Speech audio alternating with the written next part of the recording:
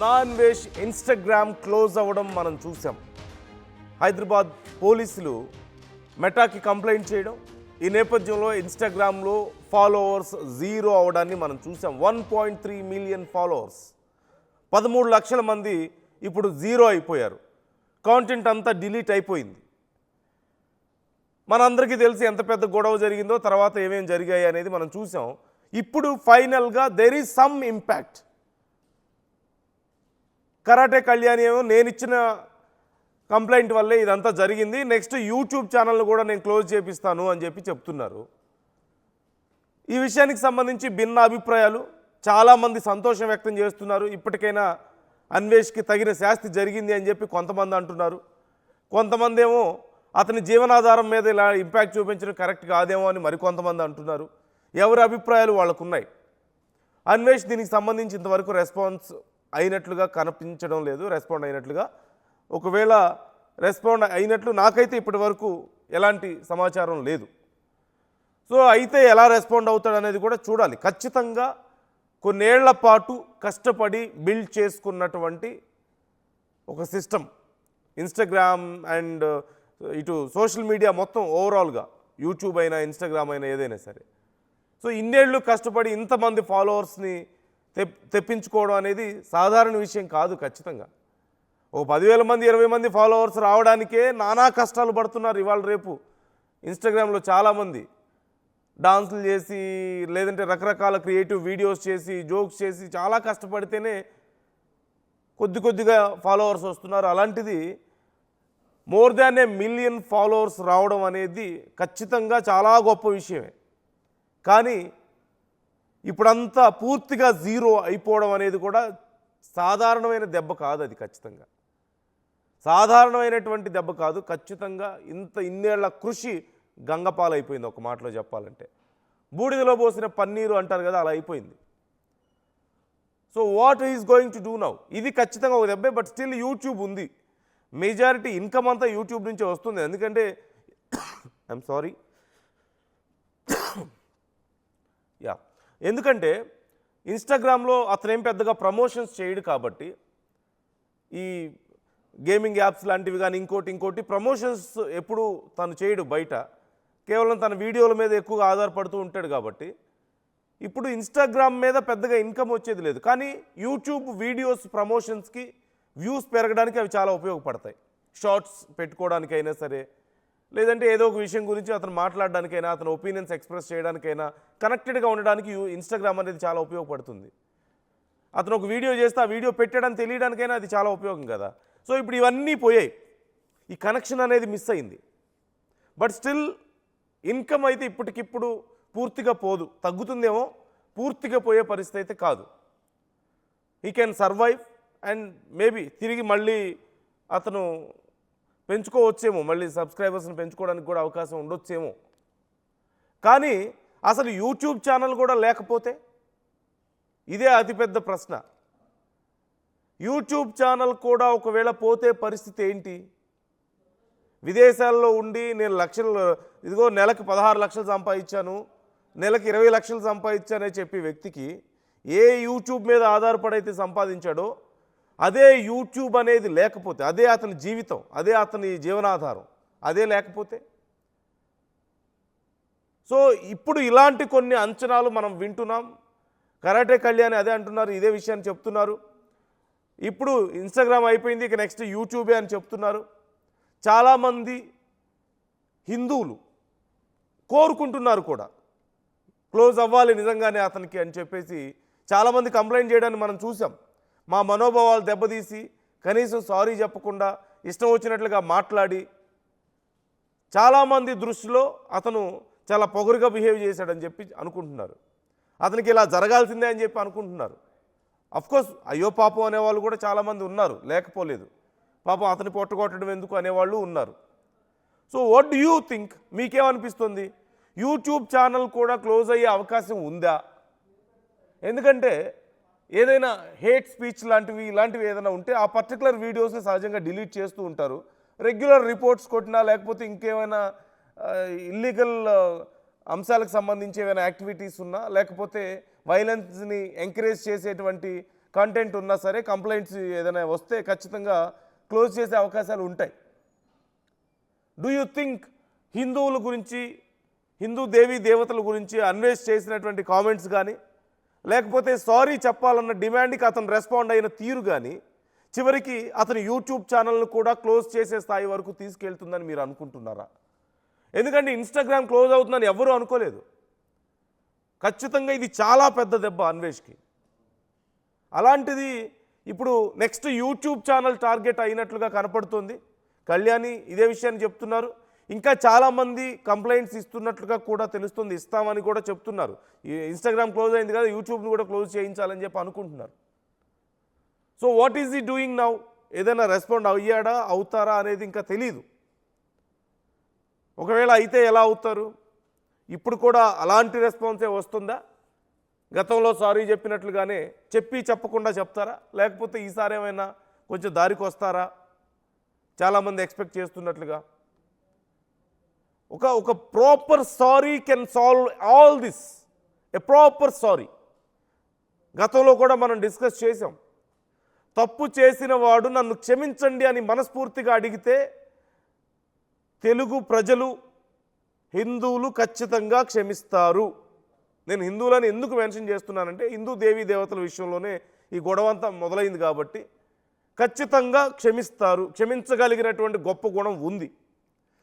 నేను సారీ అడుగుతున్నా, మీరు యాక్సెప్ట్ చేయకపోతే నాశనం అయిపోతారు అని చెప్పి మాట్లాడితే అది సారీ అవ్వదు. అలాంటి శాపాలకి, అలాంటి బెదిరింపులకి భయపడేవాళ్ళు కాదు ప్రజలు అనడానికి, ఏదో ఒక రోజు చేసిన తప్పుల ప్రతిఫలం ఏదో ఒక రోజు ఖచ్చితంగా అనుభవించి తీరుతారు అనడానికి ఇది ఒక ఎగ్జాంపుల్ అని చాలామంది అంటున్నారు. చాలామంది ఇదే చెప్తున్నారు, తప్పు చేసిన వాడికి ఏదో ఒక రోజు దెబ్బ తగులుతుంది, దేవుళ్ళని కించపరిచిన వాళ్ళకి ఏదో ఒక రోజు దాని ఫలితం అనుభవించక తప్పదు అని కొంతమంది మాట్లాడుతున్నారు ఇప్పటికే దీని గురించి. కొద్దిమంది అయ్యో పాపం అంటున్న వాళ్ళు లేకపోలేదు, నేను కాదని చెప్పడం లేదు. So what is your opinion about him? Do you think ఇప్పుడైనా సరే అతను వచ్చి సారీ చెప్తాడని మీరు అనుకుంటున్నారా? లేదంటే నా ఇన్స్టాగ్రామ్ అకౌంట్ క్లోజ్ చేయడానికి ప్రయత్నించిన మీరందరూ నాశనం అయిపోతారని మాట్లాడతారా? నా ఇన్స్టాగ్రామ్ నా అకౌంట్కి సంబంధించి కంప్లైంట్ ఇచ్చిన మీరందరూ నాశనం అయిపోతారని చెప్పి ఇప్పుడు కూడా మాట్లాడగలుగుతాడా? Can you talk again in same way? Do you think? What about YouTube channel now? YouTube channel కూడా క్లోజ్ అయ్యే అవకాశాలు ఉన్నాయా? మీకేమనిపిస్తుంది? Do you think there is any possibility? Is there any least possibility? ఉందా అసలు? లేకపోతే అవ్వాలని కోరుకునే వాళ్ళు ఎవరైనా ఉన్నారా మీలో? లేదు, అయ్యో పాపం ఎందుకు అతని జీవనాధారం మీద ఇలా దెబ్బ కొట్టడం, అతని జీవితం ఇలా చేయడం తప్పు అని చెప్పి మీకు అనిపిస్తుందా? మీ ఒపీనియన్ ఏంటి ఈ విషయంలో? అతనికి జరగాల్సిన శాస్త్రం ఆల్రెడీ జరిగిందా ఇన్స్టాగ్రామ్తో? లేదు, యూట్యూబ్ కూడా బ్యాన్ అయితేనే అతనికి శాస్త్రం జరిగినట్లని మీరు అనుకుంటున్నారా? అన్వేష్ పరిస్థితి ఏంటి ఇప్పుడు? But one thing is very clear, Instagram ఒక్కటి క్లోజ్ అవ్వడం వల్ల అతని జీవితానికి ఇక్కడతో అయిపోయిందని చెప్పడానికి ఏమీ లేదు. Is fine now. అతని మెయిన్ ఇన్కమ్ సోర్స్ వచ్చి YouTube. Instagram is for promotions, like అంటే యూట్యూబ్ వీడియోస్ని, చేసిన కాంటెంట్ని ప్రమోట్ చేసుకోవడానికి, రీచ్ పెంచుకోవడానికి ఉపయోగపడేది. అతని రీచ్ పెంచుకోవడానికి, అతని ఐడియాలజీని పంచుకోవడానికి ఉపయోగపడే ఒక సోర్స్ మాత్రమే. ఇన్స్టాగ్రామ్ని ఇన్కమ్ కోసం అతను పెద్దగా ఎప్పుడు డిపెండ్ అవ్వలేదు, యూట్యూబ్నే మెయిన్ డిపెండ్ అయ్యాడు. కాబట్టి ఇప్పటికిప్పుడు అతని జీవితానికి వచ్చిన డోకా లేదు. మేబీ కొంత ఇన్కమ్ తగ్గొచ్చేమో, కొంత. కాకపోతే ఆయన ఈ ఇన్సిడెంట్ తర్వాత కూడా, అంటే హిందూ దేవీ దేవతల గురించి కొన్ని మాటలు మాట్లాడారు, మీరు తప్పు చేశారు, తప్పుగా మాట్లాడారు అని చెప్పిన తర్వాత కూడా, హిందువుల గురించి తక్కువగా మాట్లాడారు మీరు అని చెప్పిన తర్వాత కూడా మళ్ళీ అదే వెటకారపు మాటలు, పుండు మీద కారం చల్లుతున్నట్లుగా మళ్ళీ మాట్లాడడం, బైబిల్ గురించి మాట్లాడడము, లేకపోతే భారతదేశాన్ని తక్కువ చేసి మాట్లాడడం, అంటే భారతదేశంలో యూత్ అందరూ పనికిమాలిన వాళ్ళు అన్నట్లుగా, భారతదేశంలో యూత్ అందరూ టైం వేస్ట్ చేసుకునేవాళ్ళు అన్నట్లుగా, హీరోల అభిమానులందరూ పని పాట లేని వాళ్ళు అన్నట్లుగా మాట్లాడడం గతంలో చూసాం కదా. అవే మాటలు మళ్ళీ మళ్ళీ మాట్లాడారు. అవి కంటిన్యూ అవుతూనే ఉన్నాయి. ఆడవాళ్ల కోసం నేను కష్టపడుతున్నాను, స్త్రీలను నేను ఉద్ధరిస్తాను, భారతదేశాన్ని నేను ఉద్ధరిస్తానని మాట్లాడడం దగ్గర నుంచి మొదలు పెడితే, నేను అవతార పురుషుణ్ణి అనే దగ్గరికి వెళ్ళడం, విష్ణుమూర్తి అవతారాన్ని అనో ఏదో అన్నాడు ఒక టైంలో. ఇలాంటి మాటలు కూడా మాట్లాడడం మనం చూసాం. ఇక అమ్మవారి గురించి మాట్లాడింది మనందరికీ తెలిసిందే కదా. ఆ మాటలు నేను చెప్పలేకపోతున్నాను. సో ఇలాంటి మాటలు ఎక్కడా మారలేదు, మనిషి మారలేదు. నీ వల్ల మాకు దెబ్బ తగిలింది అంటే పుండు మీద కారం చల్లుతూనే వచ్చాడు. ఇప్పుడు అతనికి ఫలితం దక్కినట్లుగా కనపడుతోంది. సో ఇప్పుడు ఏం జరగబోతోంది? నెక్స్ట్ ఏం జరిగే అవకాశం ఉంది? నేనే బ్రహ్మదేవుణ్ణి అన్నాడు, నేనే విష్ణుమూర్తి అవతారాన్ని అన్నాడు, హిందువుల్ని నేను నిజమైన హిందువుని అంటాడు, బైబిల్ పట్టుకొని తిరుగుతాడు. తప్పులేదు, బైబిల్ పట్టుకొని తిరగడం అంటే తప్పు కాదు. ఏ మతాన్ని ఎవరైనా ఫాలో అవ్వచ్చు, వాళ్ళ ఇష్టం, ఎవ్వరికి కాదని చెప్పే హక్కే లేదు. కానీ నేను హిందువునని చెప్పుకుంటూ బైబిల్ ప్రచారం చేయడం తప్పు. అంటే ఒక మతాన్ని నేను అనుసరిస్తున్నాను, ఒక మతంలో నేను ఉన్నానని చెప్పుకుంటూ మరొక మతాన్ని ప్రచారం చేయడమో, లేదంటే ఇంకో మతాన్ని తక్కువ చేసి మాట్లాడడమో, ఉన్నానని చెప్పుకుంటూనే అదే మతాన్ని తక్కువ చేసి మాట్లాడడమో, ఈ దేశం ఉప్పు తిని మన ప్రజల యొక్క ఉదార భావంతో సంపాదించుకొని మన తెలుగోడరా ఏదో చేస్తున్నాడని చెప్పి అనుకున్నారు. అతను బూతులు మాట్లాడినా, ఆటగాడిని గీటగాడిని అని చెప్పి నోటుకొచ్చినట్టు మాట్లాడినా, చాలా వల్గర్ లాంగ్వేజ్, చాలా చీప్ లాంగ్వేజ్ మాట్లాడినా చాలాసార్లు ఏదోలో చేసుకుంటున్నాడులే పాపం అని చెప్పేసి చూశారు.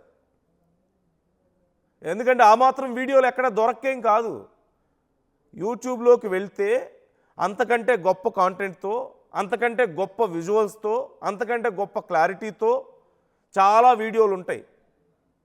ఆయన చేసిన వీడియో ఆయన తిరిగిన కంట్రీస్ అన్నిటికంటే ఇంకా ఎక్కువ కంట్రీసే దొరుకుతాయి మనకి.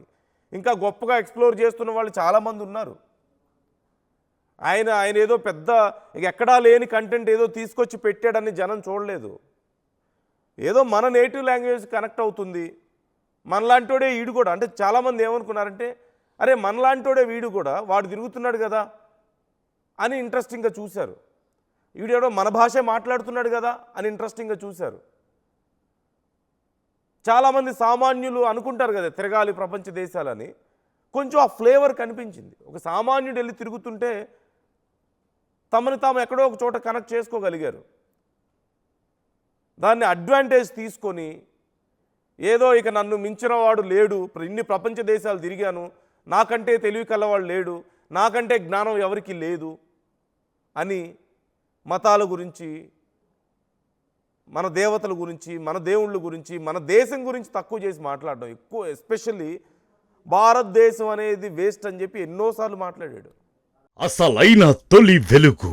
ఫాలో వాట్సాప్ @తొలి వెలుగు official.